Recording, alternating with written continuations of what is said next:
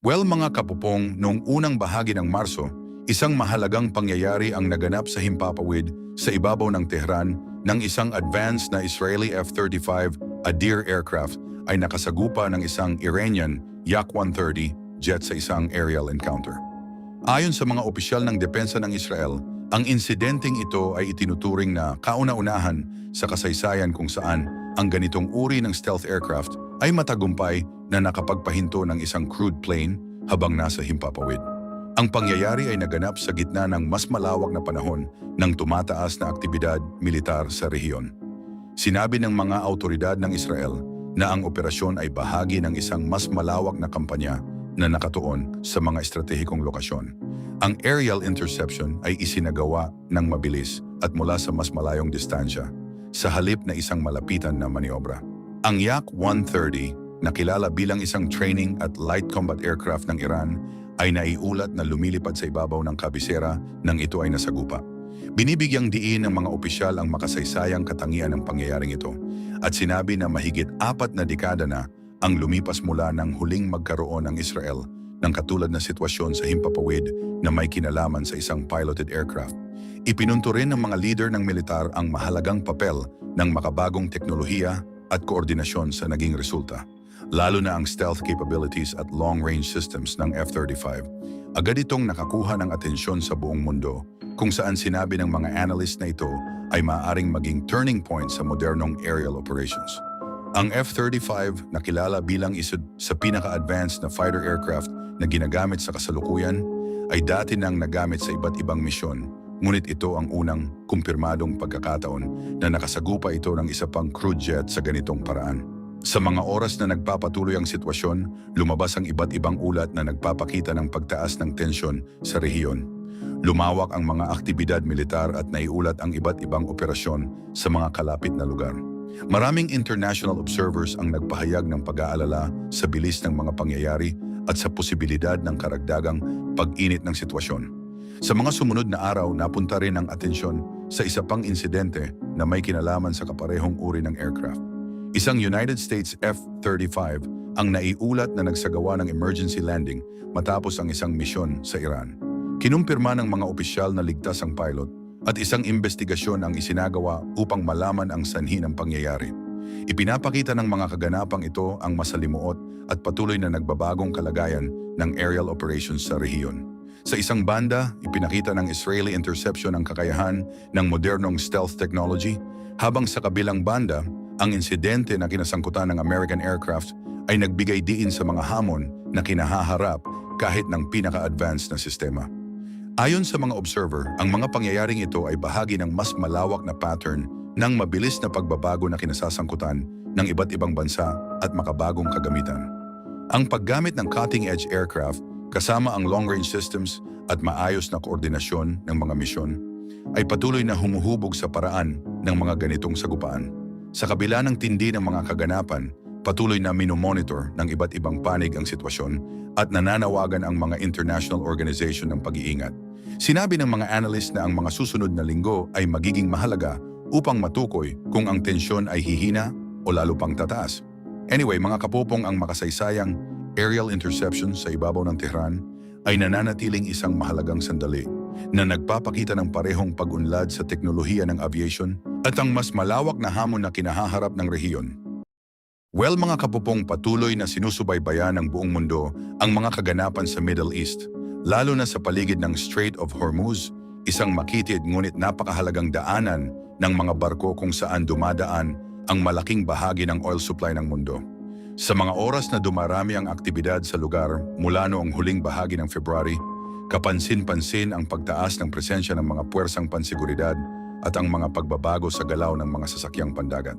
Ang sitwasyon ay umusbong matapos ang serye ng hakbang ng United States, Israel at Iran na nagdulot ng mas masalimuot na kondisyon sa karagatan. Bilang tugon sa mga naunang aksyon, sinabi ng Iran na maaari nitong higpitan ang galaw ng mga barkong dumadaan sa nasabing lugar na nagdulot ng pangamba sa mga kumpanya ng shipping at sa pandaigdigang merkado. Ayon sa mga ulat at pagsusuri, gumagamit ang Iran ng fast-moving boats, aerial systems at iba pang kagamitan sa tubig upang bantayan at kontrolin ang daloy ng trapiko sa karagatan.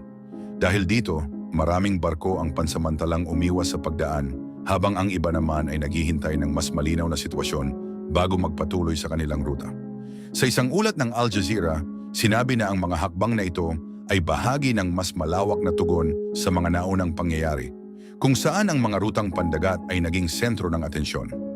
Layunin umano nitong magbigay ng pressure sa aspeto ng ekonomiya at estratehiya kasabay ng pagsubok kung paano tutugon ang ibang bansa sa mga ganitong sitwasyon. Bilang tugon, pinalawak ng United States ang presensya nito sa rehiyon. Isa sa mga kapansin-pansing hakbang ay ang paggamit ng Thunderbolt o Warthog aircraft na ginagamit ngayon sa pag-monitor ng maliliit na sasakyang pandagat. Ang mga aircraft na ito ay sinusuportahan ng helicopters at naval forces upang masigurong ligtas ang pagdaan ng mga commercial ships sa Strait of Hormuz. Ipinapakita ng paggamit ng Thunderbolt na kahit ang mga lumang aircraft ay maaari pa ring maging epektibo sa modernong operasyon. Kilala ang mga ito sa kakayahang mag-obserba at sumubaybay sa maliliit at mabilis na target, lalo na sa mga komplikadong sitwasyon sa dagat. Kasabay nito, may mga ulat ng ilang insidente kung saan ang mga commercial vessels ay nakaranas ng pinsala o napilitang huminto sa kanilang biyahe. Sa ilang pagkakataon, ang mga crew ay kinailangang lumikas mula sa kanilang barko dahil sa matinding epekto ng mga pangyayari. Ito ay nagdulot ng dagdag na pangamba sa industriya ng shipping at sa kaligtasan ng mga seafarers. Hindi lamang sa Middle East napapansin ang ganitong hamon. Sa ibang bahagi ng mundo, kabilang ang Caribbean at Pacific, may mga naitalang insidente na nagpapakita ng kahirapan sa paglalayag sa mga abalang ruta. Ipinapakita nito na ang mga ganitong sitwasyon ay hindi limitado sa isang rehiyon lamang, kundi bahagi ng mas malawak na hamon sa global shipping network. Mga kapupong nananawagan ang mga international organization ng mas maayos na koordinasyon upang maprotektahan ang mga tripulante. May mga mungkahi rin na magtatag ng mga ligtas na koridor upang matulungan ang libu-libong seafarers na makaiwas sa mga lugar na may mataas na panganib. Malaki rin ang epekto nito sa ekonomiya. Dahil ang Strait of Hormuz ay isang pangunahing daanan ng oil, anumang aberya ay agad na nararamdaman sa global market.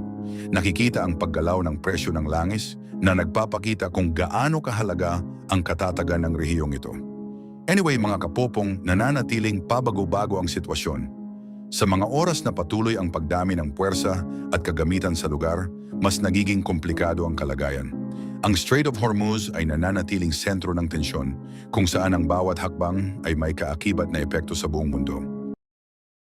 Well mga kapupong, isang tensyonadong sitwasyon ang naganap sa Gulf region nitong mga nakaraang araw matapos tamaan ang isang mahalagang energy site sa Qatar na agad nagdulot ng mabilis na aksyon mula sa pamahalaan at pag-aalala sa pandaigdigang merkado. Kinumpirma ng mga opisyal sa Doha na ang Ras Laffan Industrial Area, na kilala bilang isa sa pinakamahalagang sentro ng liquefied natural gas o LNG sa buong mundo, ay nakaranas ng matinding pinsala matapos ang serye ng aerial strikes galing sa Iran. Ayon sa Qatar Energy, ang epekto sa mga pasilidad ay malawak, kabilang ang ilang bahagi ng processing at export facilities na mahalaga sa supply ng enerhiya sa iba't ibang bansa sa Asia at Europe. Bagamat hindi tuluyang nahinto ang operasyon, nagkaroon ng pagkaantala sa mga padala na agad nagdulot ng pangamba sa mga bansang umaasa sa regular na supply mula sa rehiyon. Mabilis namang kumilos ang pamahalaan ng Qatar upang tiyakin ang kaligtasan ng mga tao at kontrolin ang sitwasyon. Sinabi ng mga opisyal na agad na ipinatupad ang emergency protocols na nakatulong upang maiwasan ang mas malubhang epekto ng insidente. Wala pang detalyadong ulat ukol sa bilang ng mga direktang naapektuhan, ngunit tiniyak ng autoridad na patuloy ang kanilang pagsusuri at pagtugon.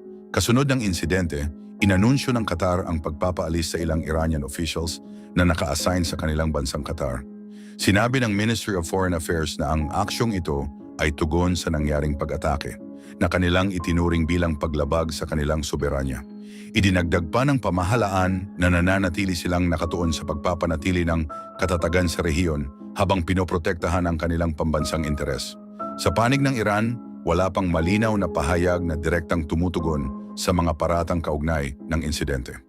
Gayunpaman, ayon sa mga tagamasid sa rehiyon, matagal nang umiiral ang tumitinding tensyon sa pagitan ng dalawang bansa na pinalala pa ng mas malawak na geopolitical na sitwasyon at pagbabago sa mga alyansa. Agad ding nakaapekto ang pangyayari sa pandaigdigang merkado ng enerhiya. Sinabi ng mga energy analysts na ang Ras Laffan ay isang mahalagang bahagi ng global LNG supply, kaya't anumang aberya rito ay may direktang epekto sa iba't ibang ekonomiya.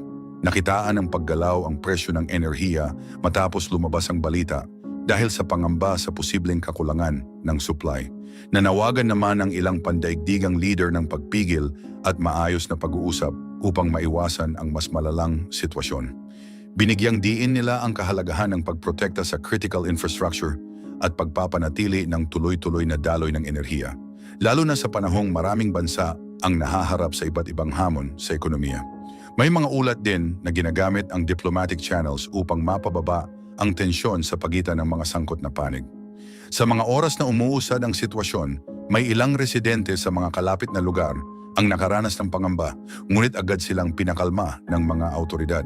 Pinalakas din ang seguridad sa paligid ng mga pangunahing pasilidad upang matiyak na hindi na maulit ang ganitong insidente. Ayon sa mga eksperto, ipinapakita ng pangyayaring ito kung gaano kasensitibo ang mga pangunahing energy hub sa mga rehiyong may mataas na tensyon. Kahit limitadong aberya lamang ay maaaring magdulot ng malawakang epekto sa buong mundo. Well, mga kapopong, patuloy ang investigasyon at nakatuon ang pansin ng marami sa magiging susunod na aksyon ng dalawang bansa. Ipinakita ng Qatar ang kanilang layunin na resolbahin ang isyu sa pamamagitan ng diplomatikong paraan, kasabay ng pagpapalakas ng kanilang seguridad at infrastruktura. Mga kapopong, pero ang pinakamalaking tanong ngayon kailan kaya matatapos itong gulo na nangyayari sa Middle East? Well, may idea ba kayo mga kapopong